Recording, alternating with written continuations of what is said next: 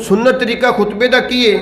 Time time खत्म हो गया, खुतबा भी मुकाना ही पैना। खुतबा तो जो बड़ा लम्मा पिया है, लेकिन चलो मुकाने भी। पहले खुतबे दे विच अल्लाह ताला दी हम्दो सना बयान करनी है। इमाम ने, खतीब ने अल्लाह ताला दी हम्दो सना बयान करनी है। रसूल करीम सल्लल्लाहु अलैहि वसल्लम दी हदीस मुबारक कोई पढ़नी है।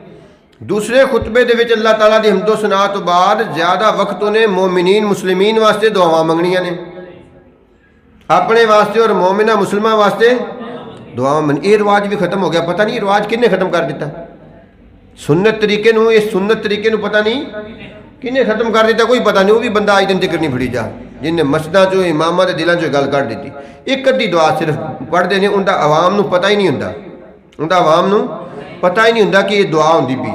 जिस वेले खुतबे दे आखिर ते दुआवां शुरू होंदियां ने, उस वेले हर बंदे नूं आमीन कहना चाहिए, हर बंदे नूं आमीन कहना चाहिए, क्योंकि खुतबा हुण खत्म हो चुका है। खुतबा खत्म हो चुका है, हुण दुआवां हो रही ने। हुण की हो रही ने?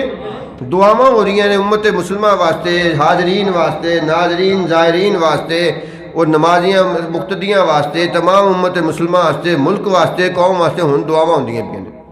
वो दुआवां ते आमीन कहना आहिस्ता आवाज़ नाल कहना। किहड़ी आवाज़ नाल?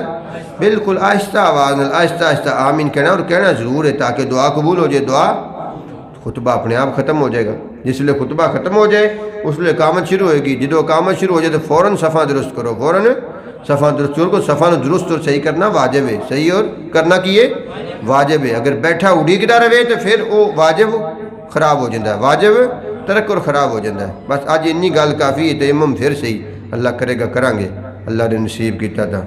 वमा अलैना इल्लल